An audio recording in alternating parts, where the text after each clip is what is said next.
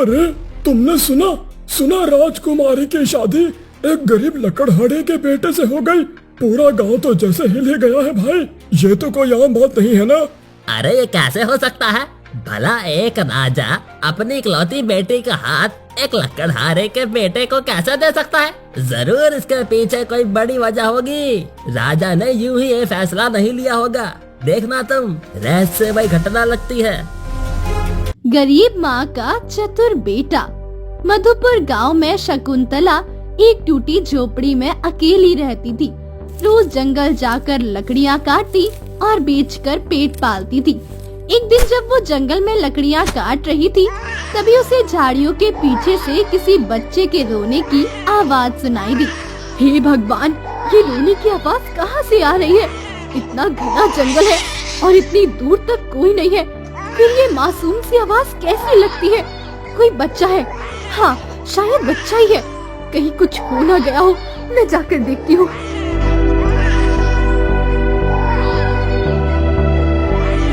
शकुंतला झाड़ियों की ओर भागती है। झाड़ियों के पीछे कपड़े में लिपटा नवजात बच्चा जोर से रो रहा था। ये तो बहुत ही छोटा है। ये कौन निर्दयी होगा जिसने इसे यहाँ छोड़ दिया? इसे तो माँ की गोद में होना चाहिए था, जंगल की मिट्टी में नहीं। बेटा, बेटा तो अब अकेला नहीं है। अब तू मेरे साथ रहेगा। मैं तुझे अपने प्राणों से भी बढ़कर चाहूंगी। चल।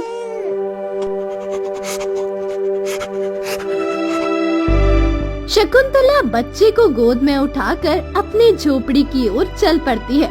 तभी एक बूढ़ी औरत पानी भरती हुई शकुंतला को देखती है। अरे शकुंतला, ये बच्चा कहाँ से उठा लाई तू? तू तो अकेली रहती थी ना। तेरा कोई पति नहीं, कोई औलाद नहीं, फिर ये बच्चा कहाँ से आया? अम्मा, तू तो हर बात पर सवाल करने लगती है। ये बच्चा मुझे जंगल में मिला था। झाड़ियों के पीछे कपड़े में लिपटा हुआ जोर जोर से रो रहा था और कोई उसका पूछने वाला नहीं था। तू ही बता, मैं क्या करती? अब ये बच्चा मेरा है, मैं ही इसकी माँ हूँ और यही मेरी दुनिया है। बेटी, तूने जो किया वो भगवान की मर्जी रही। चलो, अब भगवान ने तेरी सूनी गोद भर दी। अब इस बच्चे का अच्छे से ध्यान रखना, इसे अपना बना लेना दिल से। वैसे इसका नाम क्या रखा है? अम्मा, इसका नाम मैंने अर्जुन रखा है, क्योंकि ये बच्चा मौत से लड़कर मेरे पास जो आया है। अर्जुन, नाम तो बहुत अच्छा रखा है, बिल्कुल योद्धा जैसा। धीरे धीरे समय बीत जाता है और अर्जुन देखते ही देखते 17 साल का हो जाता है। माँ, कब तक ऐसे ही काम करती रहोगी? कब तक जंगल जाओगी? मैं बड़ा हो गया हूँ, अब मैं काम करूँगा। तुम आराम क्यों नहीं करती? बेटा, अभी तू छोटा है और मेरी जब तक सांस है तब तक काम करूँगी। तुम्हारी अभी खेलने कूदने की उम्र है, तो तुम उसी पर ध्यान दिया करो। मैं अब चलती हूँ। जंगल से लकड़ियाँ काटकर बाजार में बेचना भी तो है, नहीं तो देरी हो जाएगी। इतना कहकर शकुंतला जंगल चली जाती है। अर्जुन माँ को जाते हुए देखता है, फिर खुद से बड़बड़ाता है। अब बहुत हो गया, बचपन से देखता आया हूँ। माँ दिन रात मेरे लिए मेहनत करती है, अब मुझे कुछ करना ही होगा। माँ के लिए मैं कुछ भी करूँगा। अर्जुन काम की तलाश में गांव की गलियों में जाता है। 2-3 जगह जाता है, पर उसे काम कहीं नहीं मिलता है। अब तो मुझे मुखिया जी के पास जाना चाहिए, शायद वहीं से कोई काम मिल जाए। फिर अर्जुन मुखिया के पास जाता है और मुखिया जी से कहता है, मुखिया जी नमस्ते, मैं काम की तलाश में हूँ। कोई भी काम हो, छोटा बड़ा कुछ भी हो, मैं पूरी मेहनत और ईमानदारी से करूँगा। बस एक मौका दे दीजिए। मैं एक गरीब को अपने यहाँ पर काम पर रखूंगा, वो भी इतना छोटा? चल जा जा, अपनी माँ के पास जाकर आंचल में छुप जा जाके। चल निकल मुन्ना। मुखिया जी, ऐसा मत कहिए। मेरी माँ बूढ़ी हो गई है, मैं उनकी मदद करना चाहता हूँ। अगर मदद करना चाहता है तो जाकर कहीं भीख मांगकर मदद कर ले। इतना कहकर मुखिया हंसने लगता है और अर्जुन उदास होकर वहाँ से चला जाता है। माँ ने मुझे कभी अपमान नहीं सिखाया था, हमेशा सम्मान की रोटी दी थी। पर आज देखो कैसे एक एक शब्द तीर बनकर लग रहे हैं। ये दुनिया सिर्फ नाम और हैसियत को पहचानती है, मेहनत और दिल की सच्चाई को नहीं। अब मुझे राजा के पास जाना चाहिए, अब सिर्फ वही आखिरी रास्ता बचे हैं। अर्जुन राजमहल के पास जाता है। अरे कौन है ये लड़का? इतने बड़े दरबार में आने की जरूरत कैसे हुई? क्यों आया है? क्या चाहिए तुझे? महाराज, मैं अर्जुन हूँ, गरीब शकुंतला का बेटा। मेरी माँ दिन रात जंगलों में लकड़ियाँ काटती है और जैसे तैसे हम दोनों जीते हैं। अब मैं नहीं चाहता कि मेरी माँ अकेले मेहनत करे, मैं भी काम करना चाहता हूँ। कोई भी छोटा बड़ा काम मिल जाए, बस महाराज आपकी दया हो जाएगी। ये तो कमाल हो गया। गरीब या महलों में काम मांगने के लिए चले आते हैं। अरे तूने अपने आप को देखा भी है? अपने हाथ अपने पैरों की हालत देखी है? महल का काम कोई खेल नहीं है बेटा। ये जिम्मेदारियां बड़े और समझदार लोग उठाते हैं, तेरे जैसे कमजोर नहीं। महाराज, आप बस एक बार मौका तो दीजिए। मैं पूरी मेहनत और सच्चाई से काम करूंगा। मैं गरीब जरूर हूँ, लेकिन मेरे हाथों में मेहनत की ताकत है और मेरी नीयत में कोई खोट नहीं है। तेरे जैसे गरीबों की यही तो चाल होती है। पहले मेहनत की बातें करते हैं, फिर चोरी और धोखा करते हैं। मुझे तुम जैसे लोगों पर जरा भी भरोसा नहीं है। क्या पता तू किसी के कहने पर मेरे दरबार में कोई चाल चलने के लिए आया हो। सैनिकों, इसे दरबार से बाहर निकालो। मेरी नजरों के सामने से हटाओ इसे। इसने मेरी सुबह खराब कर दी। उसकी कोई जरूरत नहीं है महाराज, मैं खुद चला जाऊंगा। लेकिन एक बात जरूर कहूंगा, आज आपने मुझे धक्के देकर निकाल दिया है, मगर शायद एक दिन ऐसा भी आएगा जब आपको मेरी पहचान पर गर्व होगा। इतना कहकर अर्जुन महल से बाहर निकल जाता। अब बहुत हो गया है। माँ रोज जंगल जाती है, थकी हारी लौटती है और मैं अब तक उसके लिए एक काम भी नहीं कर पा रहा हूँ। अब और नहीं होगा मुझसे, मुझे कुछ करना ही होगा। अब जुगाड़ लगाना ही होगा। ये जिंदगी यूं ही नहीं बीतेगी। अब मैं अपने लिए नहीं, सिर्फ माँ के लिए सोचूंगा। अब रास्ता खुद बनाऊंगा, चाहे जैसा भी हो। अगले दिन अर्जुन एक साधु बाबा का वेश लेकर गांव के चौपाल पर बैठ जाता है। तभी वहां से मुखिया गुजरता है। ओ गांव के मुखिया, सुनो, बाबा कुछ कहने के लिए आए हैं। जीवन और मृत्यु के बीच की एक चेतावनी लाया है। बाबा, आप कौन हैं? कहाँ से आए हैं और क्या कहना चाहते हैं? मैं कोई साधारण बाबा नहीं हूँ। मैं वो देख सकता हूँ जो आम लोग अपनी आंखों से नहीं देख सकते। तेरी जान पर खतरा मंडरा रहा है। तेरी मौत तेरे घर से निकलेगी। तेरे माथे की रेखाएं साफ कह रही हैं कि तेरा अंत अब दूर नहीं है। हे बाबा, मेरी तो जान ही निकल रही है। आप ही बताइए मैं क्या करूं? कौन बचाएगा मुझे? मेरी सांसें अटक गई है। बचने का एक ही उपाय है, अपने घर से दूर हो जा। ये घर तेरे लिए मौत का दरवाजा बन चुका है। इसका वास्तु तेरा सर्वनाश कर देगा। अब ये घर तुझे छोड़ना ही होगा और इसका स्वामी कोई और होना चाहिए। बाबा, आप ही बताइए किसको दूं ये घर? कौन लेगा इसे? तेरे पड़ोस में एक लड़का रहता है, अर्जुन। वो इस घर का असली हकदार है। उसका भाग्य प्रबल है। तू ये घर उसे दे दे, तेरी जान बच जाएगी। ठीक है बाबा, ठीक है। मैं आज ही अर्जुन से कहता हूँ मेरा घर ले ले, वरना मैं मारा जाऊंगा।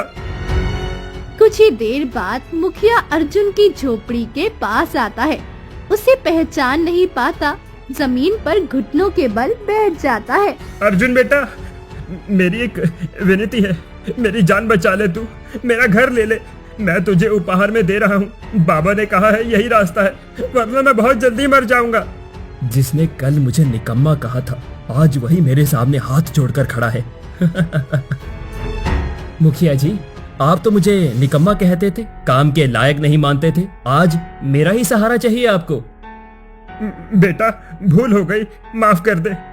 अब तू ही मेरा पालनहार है। तू ये घर ले ले और मुझे चैन से जीने दे। ठीक है मुखिया जी, मैं आपकी जान के बदले घर ले रहा हूँ, वरना ऐसा घर तो मैं अपनी मेहनत से भी नहीं बना सकता। इतना कहकर मुखिया वहाँ से चला जाता है। माँ, अब तू रोज जंगल नहीं जाएगी। अब तू देख, धीरे धीरे रानी बन जाएगी अपने बेटे की तरकीब से। अब मेरा अगला शिकार है वो राजा। अब वक्त है उस सिंहासन को हासिल करने का जो ऊंचाइयों पर बैठकर गरीबों को रौंदता है। मुझे अब राजा के पास जाना होगा, लेकिन इस बार मैं अर्जुन नहीं, राजकुमार बनकर जाऊंगा। अर्जुन शाही वस्त्रों में महल पहुंचता है। दो सैनिक रास्ता रोकते हैं। कौन है तू और किस काम से आया है? मैं द्वारपुर राज्य का राजकुमार हूँ। मुझे महाराज से तुरंत मिलना है। ये एक अत्यंत जरूरी और गुप्त संदेश है जो उनकी बेटी से जुड़ा हुआ है। सैनिक उसे महल के अंदर ले जाते हैं।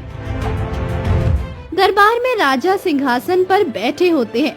अर्जुन उनके सामने आता है और हाथ जोड़कर कहता है, महाराज क्षमा चाहता हूँ, समय कम है और बात गंभीर है। मैं द्वारपुर राज्य का राजकुमार हूँ और मुझे खबर मिली है कि तीसरे राज्य के राजा कक आपकी बेटे को पसंद कर चुके हैं और वो उसे अगवा करने की योजना बना रहे हैं।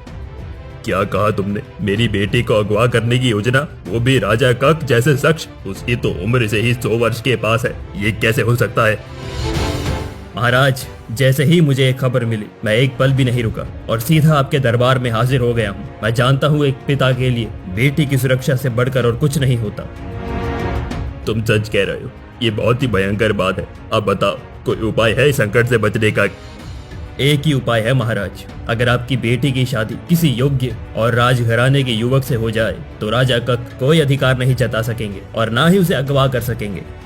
हाँ, बात तो सही है, लेकिन कौन होगा वो युवक जो हमारी बेटी के लायक होगा और इतनी जल्दी वो कहाँ मिलेगा? महाराज यदि आप उचित समझे तो मैं खुद आपकी बेटी से विवाह करना चाहता हूँ। ये ना सिर्फ आपकी बेटी की सुरक्षा सुनिश्चित करेगा बल्कि दोनों राज्य के संबंध भी और मजबूत हो जाएंगे। हाँ, तुमने बिल्कुल सही कहा राजकुमार। मैं एक पिता हूँ और अगर मेरी बेटी की रक्षा के लिए यही सबसे अच्छा उपाय है तो मैं यही करूँगा। मैं तुम्हारा विवाह अपनी बेटी से करवाता हूँ।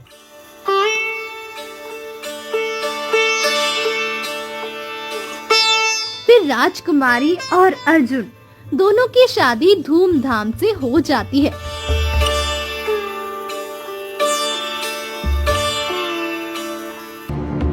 तभी एक दिन एक सैनिक तेजी से अंदर आता है। वो दरबार में घुसते ही चिल्लाता है, महाराज क्षमा कीजिए महाराज, ये राजकुमार जो आपके सामने खड़ा है ये तो कोई और ही है, नकली है। इसका असली नाम अर्जुन है और ये गांव का ही एक युवक है। ये सब इसकी योजना थी। क्या कह रहे हो तुम? ये कैसे हो सकता है? तुम कैसे जानते हो? महाराज मैं राजा कक की सेना में रहा हूँ, वो मेरे पुराने मित्र हैं। वो ऐसा काम कभी नहीं कर सकते जैसा इस युवक ने बताया। ये सब एक झूठ है। मैं ये खबर तुरंत ही राजा कक तक पहुँचाने गया था और अब वो खुद आपकी सभा में आने वाले हैं। कुछ ही समय बाद दरबार के अंदर राजा कक स्वयं आते हैं, बूढ़े लेकिन तेजस्वी चेहरा। महाराज मेरी तरफ से कोई ऐसा अपमानजनक विचार आया ही नहीं है। आपकी बेटी मेरी बेटी जैसी है। यह युवक जो भी है मेरे नाम का इस्तेमाल करके एक षड्यंत्र रच रहा है। इसका सच सामने लाना आवश्यक है। अर्जुन, तुमने मेरे विश्वास के साथ खिलवाड़ किया है। मेरी बेटी की मासूमियत को मोहरा बनाया तुमने। तूने समझा मैं राजा हूँ तो कुछ भी कर पाऊंगा। इस युवक को गिरफ्तार कर लिया जाए और इसके षड्यंत्र तक पूरी जांच की जाए। इसे सजा मिलनी ही चाहिए। कुछ सैनिक अर्जुन को पकड़ने जाते हैं। तभी राजकुमारी आगे बढ़ती है और हाथ उठाकर सैनिकों को रोकती है। पिताजी, आप चाहे जो फैसला ले, पर मैं एक बात जरूर कहूंगी। भले ही उन्होंने झूठ बोला, भले ही ये सच्चा राजकुमार ना हो, पर इन्होंने जो किया वो मेरी रक्षा के लिए किया। और मैं मानती हूँ कि जब मैंने इनसे विवाह स्वीकार किया था तब मेरे दिल ने इन्हें ही अपना पति माना था। तो आज अगर आप इन्हें सजा देंगे तो वो सिर्फ एक झूठ की नहीं बल्कि एक रिश्ते की सजा होगी। ये तुम क्या कह रही हो पुत्री? इस इंसान ने धोखे से तुमसे विवाह किया है और ये छल से कोई रिश्ता नहीं बनता है। तुम इसे भूल जाओ, तुम्हें इससे भी और अच्छे रिश्ते आएंगे। नहीं पिताजी नहीं, मेरा पति अब सिर्फ अर्जुन है और उसके सिवा कोई और नहीं बन सकता। अगर आपने अर्जुन को कोई सजा दी तो मैं पूरी जिंदगी कुंवारी रहूंगी, पर दूसरी शादी कभी नहीं करूंगी। मैं अर्जुन से बहुत प्यार करने लगी हूँ पिताजी। कैसा लगा मेरा जाल महाराज? मेरा नाम अर्जुन है, जो कुछ दिन पहले आपसे एक काम मांगने के लिए आया था। उस दिन जब गरीबों की तरह मैं आपके पास काम मांगने आया, 2 रोटियों के लिए आपकी शरण में खड़ा था, तब आपने मुझे क्या दिया? अपमान और धक्के। तो मैंने भी ठान लिया कि अब आपकी उसी घमंड को वार करूंगा मैं, जहां आपको सबसे ज्यादा चोट लगे। मान गया मैं तेरी चालाकी को, तेरी चतुराई को। तू सच में बहुत दूर तक सोचता है अर्जुन। अब तो तू मेरा दामाद बन ही गया है। अब चाहे झूठ से या सच से तू मेरे ही घर का हिस्सा बन चुका है। अब तू यही रह और मेरे साथ राज्य संभाल। महाराज मैं यहाँ नहीं रुक सकता। मेरी माँ मेरी प्रतीक्षा कर रही होंगी, जिनकी गोद में मैंने जख्मों के साथ सुकून पाया है। मैं उनकी संतान नहीं हूँ, पर उन्होंने मुझे अपनी जान से भी ज्यादा चाहा है। मैं उस जंगल के किनारे एक झाड़ी में पड़ा था जब उन्होंने मुझे उठाया था और मुझे इंसान बनाया। मैं उनकी ममता को कैसे छोड़ दूं? सभी स्तब्ध रह जाते हैं। तभी बूढ़ा राजा कक अचानक खड़ा होता है। उसके चेहरे पर हैरानी और दर्द दोनों होता है। वो अर्जुन की ओर बढ़ता है, कांपते हुए हाथों से उसके चेहरे को छूता है। तू ही मेरा बेटा है। मैंने तुझे कैसे पहचाना नहीं। मैं बरसों पहले एक गरीब लड़की से विवाह किया था अपने मन से, पर मेरे पिता ने उस रिश्ते को स्वीकारा नहीं। उन्होंने मेरी पत्नी को मरवा दिया और मेरे बेटे को भी मुझसे छीन लिया गया था। मैं नहीं जानता था कि तू जिंदा है। आप कह रहे हैं कि मैं आपका बेटा हूँ? क्या सच में मेरी माँ, जिनकी गोद में मैं पला हूँ, हर दिन कहती थी मुझे जंगल में पाया गया था? हाँ बेटा, तू ही मेरा खून है। तेरी माँ मुझे लेकर भागी थी, लेकिन फिर लापता हो गई थी। मुझे लगा था कि मैं सब कुछ हार गया, लेकिन आज तू मेरे सामने खड़ा है, एक योद्धा की तरह।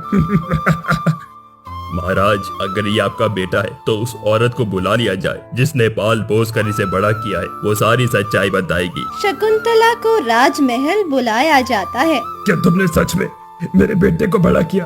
क्या तुम्हें ये झाड़ियों में मिला था? हाँ महाराज, मुझे झाड़ियों में कपड़े में लिपटा हुआ मिला था।